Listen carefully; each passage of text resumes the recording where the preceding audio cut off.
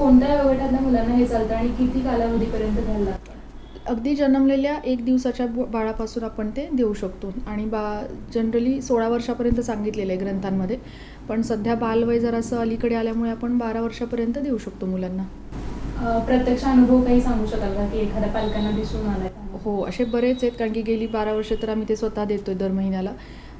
तर आपल्याकडे एक पेशंट होती, जी अगदी म्हणजे मोठी फाईल घेऊन आली होती आणि ती दर महिन्याला ती आजारी पडायची मुलगी. मग ती दरवेळी तिला आठवड्याभराचा तो अँटिबायोटिकचा कोर्स आणि सर्दी खोकला वगैरे व्हायचा. तिला वारंवार ताप, सर्दी खोकला आणि आपलं औषध सुरू केल्यापासून मग ती लगेचच तिची सर्दी जी आहे ती पूर्णपणे पहिला सुरुवातीला बाहेर पडायला लागली, नंतर मग पूर्ण सर्दी किंवा ते वारंवार जी आजारी पडायची ते तिचं बंद झालं.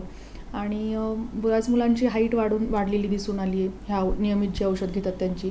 आणि त्यांची जे शाळेमध्ये जाणारे होते 3री-4थीची मुलं होती, त्यांचे पालक किंवा शिक्षक पण सांगायला लागले की त्यांचं पाठांतराची क्षमता वाढलेली आहे. म्हणजे 4 ओळी पाठ करायच्या, त्याच्याऐवजी त्यांचं 8-10 ओळी त्यांच्या लक्षात राहू लागल्या. पाठांतर किंवा वोकॅब्युलरी त्यांची वाढली आहे आणि मुलांची समज जास्त डेव्हलप होते, म्हणजे ब्रेन डेव्हलपमेंट होते. त्यामुळे कसं वागायचं किंवा काय आपण उत्तर द्यायचं, बोलायचं आहे, अशा पण पद्धतीने त्यांचं सगळं ते माइंड डेव्हलपमेंट होतं. आणि आणखी एक होतं की जे मुलं बोलत नाहीत, फार असे पण बरेच पेशंट्स आहेत की मुलं 1-2-3 वर्षाचे झाले तरी ते बोलत नाहीत अजून, ज्यांची जीभ जड असते आणि म्हणजे हातवारे करून फक्त त्यांचं हे असतं बोलणं किंवा वागणं. तर जे बोलत नाहीत मुलं, त्या अशा मुलांना पण सुवर्णप्राशन स्टार्ट केल्यावरती ते बोलायला लागलेत.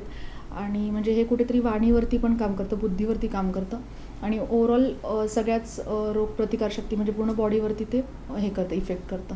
याचा महिन्याला तरी किती खर्च येतो सुवर्णप्राशनचा? सुवर्णप्राशनचा आम्ही 1 महिन्याचं जे किट केलेलं आहे त्याचा ₹2000 कॉस्ट आहे आणि ते त्या दिवशी म्हणजे 30 दिवसाचे त्याच्यामध्ये डोसेस आहेत. रोज सकाळी तुम्ही ते द्यायचे मिक्स करून उठल्या उठल्या बाळाला उपाशीपोटी. आणि बाकी मग ज्यांना 1 महिन्याचं पॉसिबल नसेल देणं, त्यांना आम्ही फक्त सिंगल डोस तयार केलेला आहे, तो पुष्य नक्षत्राच्या दिवशी देतात. म्हणजे आज आपलं गुरुपुष्यामृत योग आहे इथे क्लिनिकमध्ये, आपण आज पण ते सुवर्णप्राशनचं शिबिर आयोजित केलेलं आणि इथे येऊन मुलांना आम्ही ते डोस देतो. त्याच्यामध्ये ते एकत्रित मिश्रण असतं, सुवर्णभस्म, मध आणि तुपाचं कॉम्बिनेशन असतं ते. आता सुवर्णप्राशन घ्यावं याबद्दल पालकांमध्ये जनजागृती व्हावी यासाठी काय सजेस्ट कराल?